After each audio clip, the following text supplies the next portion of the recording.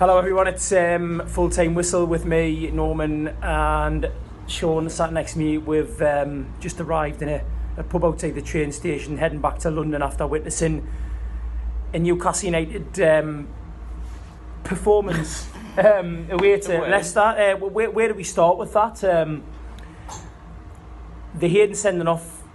Let's start with it. Let's start with how we actually started the game, because for the first sort of 10 minutes, I thought we looked all right. Like they struggled to get into gear, and we looked okay. Now, I suppose what I'm asking on reflection is, did we look okay just because they struggled to get into gear? And then as soon as they got that first goal, regardless of what came very shortly after it, I thought we already beat it 1-0 down. Possibly, yeah. It was quite frantic to start with, I think, which helped us a little bit, because it allowed a few chances. Muto had that very early chance, which, looking back, if he gets anything on that, it's a goal.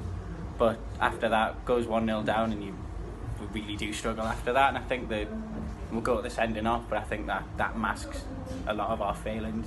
It does, and I think as well, I mean, the Muto chance, look, and inevitably it's going to be spoken about by Bruce, probably. Like, even if the Muto chance goes in, 1-0 up away at Leicester, who knows what might happen, but ultimately, one of the main problems is that we kind of create one chance per match, and it's almost like if we don't take that chance, then we're done. And as I say, that might have been my big chance, but because you missed it, Leicester scored a goal, and then Hayden commits like a frankly ridiculous tackle, and we were there. We didn't get the benefit of seeing immediate replays afterwards, but the moment the tackle happened, I think you turned to me and you said, "That's it," and I went, red card. And obviously it looks like the videos that we've seen of it so far that it was a straight red. You just got to ask yourself, he did this against Cardiff last season. It's like, what's going through his mind? Is this a player who's just frustrated with what's going on the pitch? Regardless, I mean, the majority of people that we've heard from between us have said, yeah, it's a red, and he didn't need to put that much force in. He's in the final third, and there he clearly gets to the ball first, and he's just absolutely flew in, and that always. You know, players have a briefing at the start of the season that says this is what you should and shouldn't do. And if he's not listened to that and it's happened before, you think it's unprofessional. And it's one of those things as well. Well, it's one of those things as well. Like, you can turn around and say, well, you know, he's only a young player, he learned from it, but he hasn't, because he did the same thing against Cardiff last season. And that, to me, smacked of a player who's really huffy. And look, like Hayden, as well as he's done since he come back into the side under Rafa last year, you know, we know that he wanted to get off and everything, but he seems to have committed himself to the club. There is an element of him that comes across as being really huffy, and that to me epitomised that part of his temperament that just, you know, you keep doing things like that, then you're not gonna survive as a Premier League player for the rest of your career, because that was so utterly irrational and just utterly immature. And look, am I saying that would have changed? Like, that changed the dynamic of the game? Probably not. With Hayden on the pitch, I still think we would have lost 3-0. To be honest. True, but I think we flagged him early on as an important player today, and he ultimately cost her even a chance of getting anything. And you could tell you spotted this at the end when he was reluctant to get off the field. Dummett absolutely gave him a verbal volley and said, "Just get off," basically. So.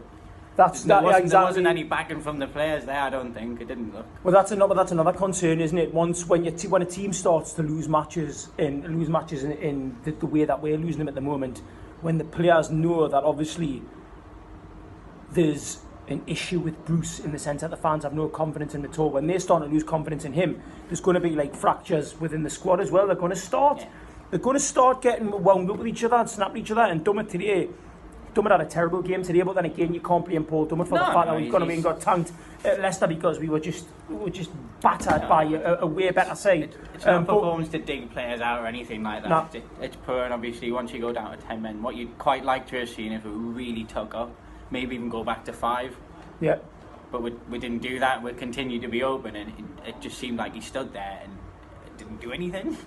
We gave up when the red card came out. Now, we were 1-0 down at that point, and I still think we would have lost the game. We predicted beforehand. But at 1-0, what happened was, side, and that, once you start opening the space up, they are going to do damage to you. It's not. Well, and I also think that as soon as the red card came out, it's not even a question the players necessarily giving up, it's Bruce giving up. Like, what did he do? He brought off Muto and brought Key on, right, which, okay, I suppose to a certain extent you have to take one of your more attacking players off and bring on a midfielder or a defender. But to me, the formation almost didn't change.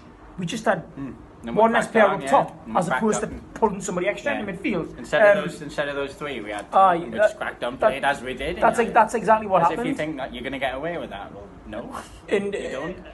And it was, to be honest with you, it was one of those performances where I wasn't even angry. I started laughing like after the third goal because it was so pathetic, so lacklustre. And it was interesting to see Andy Carroll come on because obviously, you know, I love Andy Carroll, I always have done. Like I love him. I love the fact that he's back in many ways. But he almost came on and played like a fan on the pitch because his frustration at the end when he basically covered about 60 yards and put in a massive tackle. It's like, yeah, you're kind of representing what we're feeling right now. And to bring him on at 3-0 down, and I think that tweet went out from the BBC, didn't it? Or the message of the BBC, like, Find Big Andy. Find Big Andy. You're 3-0 down. You're down to 10 men. And that's what you're pinning your hopes on, is launching long balls into the box of a player who's been pretty much perma-injured for 3 seasons. I mean, I'm frankly... And the two right backs at the end. The two Yedlin coming on. Who did Yedlin come on for? Almiron. Brought Yedlin on Almiron, and basically we had two right backs, didn't we? There's nothing really much to say. I mean, look at Leicester. And Ndidi from kickoff was immense. He was the best player, regardless of the fact that Vardy's first finish. Yes, you can say that Dubravka ought not to have let it slip under him. But at the same time, I think Dubravka kind of took a chance because the angle was so tight. He almost tried to cover the back post as well, and that's what threw him. He couldn't have got out and get to him, so I think it threw him a little bit. But they were made. I thought they were made. Yeah, we can analyse little mistakes, but they're a football club who's been run well for the last 4 or 5 years, and we have not, and that's logically what happens. You've got a good, decent manager, and you don't. I think with the frustrating thing as well is that like, you could say there's a gulf in class, and I think there is in terms of natural ability. I think they've obviously, you know, they've invested well. They've clearly got a better squad than us.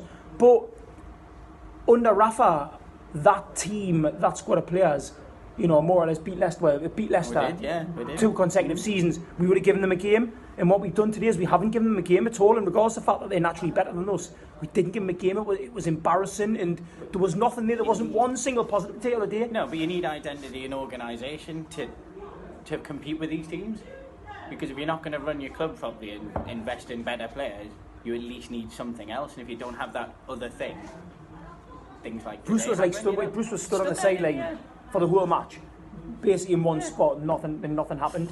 And then even Sky there, like Sky on the at the end of the match, they were interviewing him, and we couldn't hear the words, but they showed him the Muto chance.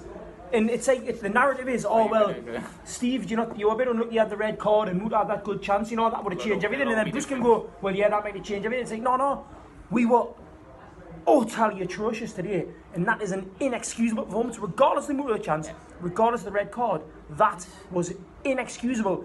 And we've got Wolves, Man U, and Chelsea coming up, I think. If we lose those 3 games, and after 10 games we're on 5 points, right? When do people need to start thinking about making a change? Because we're repeating the McLaren season to a certain extent, if not repeating it times 2 or 3. The club knows best. Club knows best, aye. Apparently. Lee Charney knows exactly what he's doing. Where do we go from here, mate? Where do we go from here? Down. At the minute, I mean, you know, it's still a... No, I agree. I think on this current trajectory with the manager, I think you struggle a little bit. There's nothing else to say, is there? Not really. We got it tactically wrong from the moment we went a goal down. Joe Linton was isolated again. I think if Almiron and Atsu are given stick, then I think the people giving them stick are absolutely off the mark. I don't think they could have impacted the game at all today, because the way that the team was set up, they were basically given instructions to just go out and play football. We don't press as a team, and if you press individually, you get picked off by good teams, which is kind of what happened. But that works on the training ground. You can't blame individual players for that. I don't think, anyway. Might be letting them off easy, but I don't think. No, I think that's where your manager puts his money in. I think it would be unfair to blame individual players in terms of performances. I think a lot of blame can be given to Isaac Hayden. The defeat can't be blamed on Isaac Hayden. His stupidity in making that tackle, blame him for that, and he should be banned for 3 matches, which he will be. But if you're a player going out on the pitch and you've got zero confidence in your manager and you're not really sure what you're doing when you're on the pitch, then what hope have you got? There we are. Happy days. It's a very dark video as well, isn't it? So maybe you can just see your teeth and the eyes, but aye. back to London, mate, and back to work Aye, aye. tomorrow. So Happy days. thanks, Steve.